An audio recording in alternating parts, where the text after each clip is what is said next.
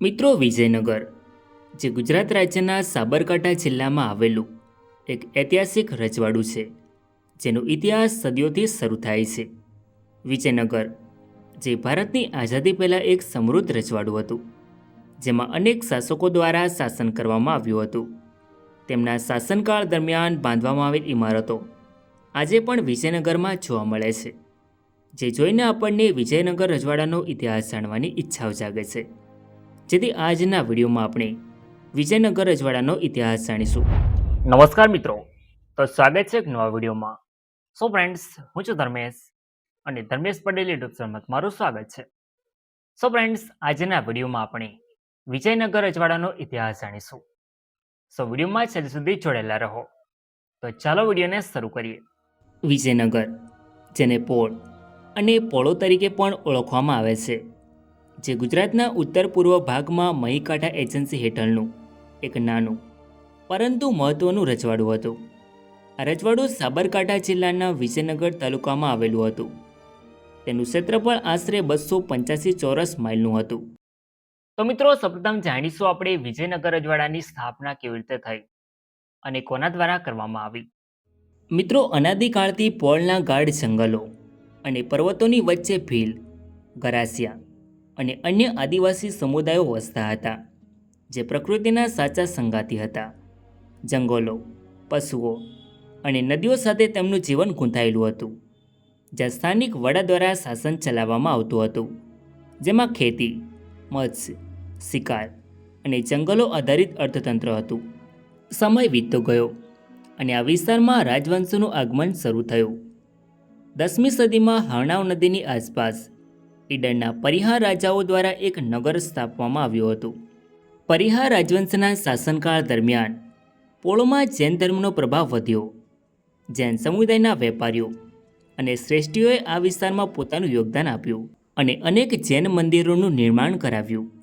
આ ઉપરાંત પરિહાર શાસકોએ શિવ મંદિરો જેવા કે શણેશ્વર મહાદેવ મંદિર જેવા અનેક હિન્દુ મંદિરોનું પણ નિર્માણ કરાવ્યું. આ મંદિરો ગુર્જર પ્રતિહાર સ્થાપત્ય શૈલીનું ઉત્તમ ઉદાહરણ છે, જેમાં જટિલ કોતરણી અને ભવ્ય રચના જોવા મળે છે. આમાંના કેટલાક મંદિરોના અવશેષો આજે પણ પોળોમાં જોવા મળે છે. મિત્રો, પ્રતિહારોનું શાસન 11મી સદીના અંત સુધી નબળું પડ્યું અને 12મી સદીમાં તેનો અંત થયો. ત્યારબાદ સ્થાનિક શાસકોનું નિયંત્રણ હતું. 15મી સદીની આસપાસ રાઠોડ રાજપૂતોએ પોળો પર કબજો કર્યો. રાઠોડો, જેઓ મૂળ રાજસ્થાનના મારવાડ વિસ્તારમાંથી આવ્યા હતા, તેમણે ઈડરના પ્રદેશને પોતાના નિયંત્રણ હેઠળ લીધો. 18મી સદીમાં ઈડરના રાઠોડ રાજા ગોપીનાથને દેશ નિકાલ કરવામાં આવ્યો. રાવ ગોપીનાથનો એક કુંવર ચાંદોજી હતા, ઉર્ફે ચંદ્રસિંહજી. ઈસવીસન 1718માં જ્યારે ઈડરના દેસાઈ મજમુદારોએ એક નિર્ણાયક પગલું ભર્યું, તે સમયે ઈડર પર મુસ્લિમ કિલ્લેદારોનું શાસન હતું, જેમનું નિયંત્રણ દૂર કરવું રાજ્યની સ્વતંત્રતા માટે અનિવાર્ય હતું.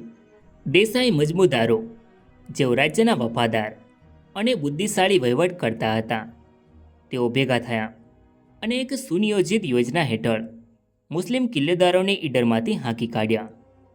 આ વિજયથી ઈડરનું ગૌરવ પુનઃ સ્થાપિત થયું અને ગોપીનાથના કુંવર ચાંદોજીને રાજ્યના સિંહાસન પર બેસાડવામાં આવ્યા.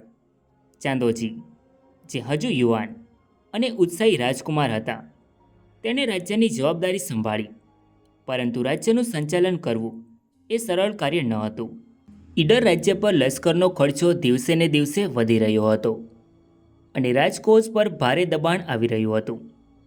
આ નાણાકીય સંકટે રાઠોડ ચાંદોજીને ચિંતામાં મૂકી દીધા. તેમણે રાજ્યનું સંચાલન વલાસણના ઠાકોર સરદારસિંહને સોંપવાનું નક્કી કર્યું, જો એક વિશ્વાસુ અને શક્તિશાળી સરદાર હતા. ચાંદોજીએ સરદારસિંહને રાજ્યની બાંયધરીમાં મૂકીને રાજ્યની જવાબદારીઓ તેમના હાથમાં સોંપી દીધી. રાજ્યનું ભારણ હળવું કર્યા પછી રાઠોડ ચાંદોજી પોતાના મોસાળ પોળોમાં પાછા ફર્યા. ત્યાં તેમણે થોડો સમય શાંતિથી વિતાવ્યો, પરંતુ તેમનું મન હજી પણ રાજ્યની ચિંતાઓથી ભરેલું હતું. થોડા સમય પછી ચાંદોજી કડીના સરસાવ ગામે મુકામ કરવા ગયા. ત્યાં ચાંદોજીએ પોતાના મામાને ભોજન માટે આમંત્રણ આપ્યું. ચાંદોજીને રાજ્યની સત્તા અને શક્તિ પ્રત્યેની ઝંખના હતી. તેણે આ આમંત્રણને એક તક તરીકે જોયું.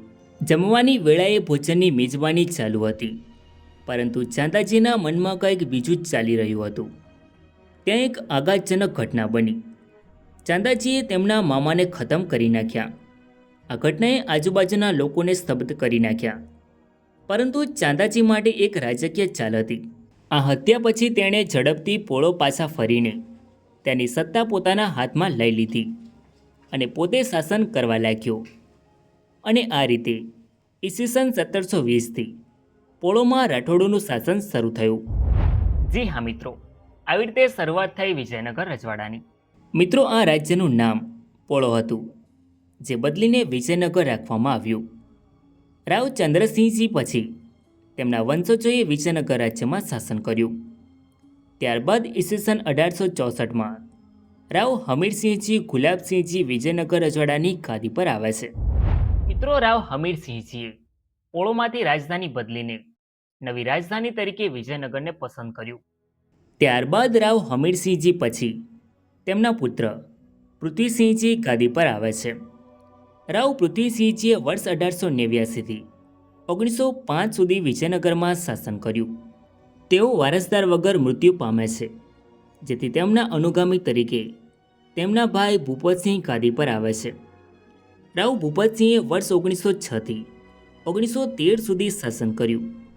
ત્યારબાદ વગર વારસદારે તેમનું અવસાન થાય છે, જેથી તેમના અનુગામી તરીકે તેમના ભાઈ રાવ મોહબ્બતસિંહજી ગાદી પર આવે છે. રાવ મોહબ્બતસિંહજીએ વર્ષ 1913થી 1914 ફક્ત 1 વર્ષ સુધી શાસન કર્યું. ત્યારબાદ તેમનું અવસાન થાય છે, જેથી તેમના અનુગામી તરીકે તેમના પુત્ર રાવ હમીરસિંહજી ગાદીના વારસદાર બન્યા.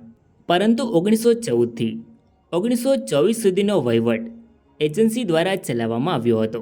રાવ હમીરસિંહજીએ વર્ષ 1914થી 1986 સુધી શાસન કર્યું હતું. તેઓ વિજયનગર રજવાડાના છેલ્લા શાસક હતા. વિજયનગર રજવાડું 1941માં 135 ચોરસ માઇલ વિસ્તારમાં ફેલાયેલું હતું, જેમાં 13,942 કુલ વસ્તી હતી. વિજયનગર રજવાડામાં 85 ગામોનો સમાવેશ થતો હતો, જે ઈડર અને ઉદયપુર રજવાડા સાથે ઘેરાયેલું હતું. ભારત દેશમાં 1947 સુધી અંગ્રેજોનું શાસન રહ્યું હતું. ત્યારબાદ 1947માં ભારત દેશ અંગ્રેજોના શાસનમાંથી આઝાદ થયો. ત્યારે ભારતનું વિભાજન થયું. ત્યારે વિજયનગર રજવાડાને ભારત સંઘમાં સામેલ કરવામાં આવ્યું, જે આજે ગુજરાત રાજ્યના સાબરકાંઠા જિલ્લાના વિજયનગર તાલુકામાં આવેલું એક શહેર છે. મિત્રો, આ છે વિજયનગર રજવાડાના શાસકોની કોર્ટ ફી, જે તમે સ્ક્રીન પર જોઈ શકો છો. જ્યારે આ છે વિજયનગર રજવાડાનો ધ્વજ, જે તમે સ્ક્રીન પર જોઈ શકો છો. સો ફ્રેન્ડ્સ, આ તો વિજયનગર રજવાડાનો ઇતિહાસ. આઈ હોપ કે તમને આ વિડીયો ગમ્યો હશે. સો વિડીયોને લાઇક કરીને કમેન્ટમાં તમારો અભિપ્રાય જરૂર લખો. અને ચેનલમાં નવા હોય તો આવા જ અવનવા વિડીયો જોવા માટે ચેનલને સબસ્ક્રાઈબ જરૂર કરો. તો મળીએ એક નવા વિડીયોમાં. ધન્યવાદ.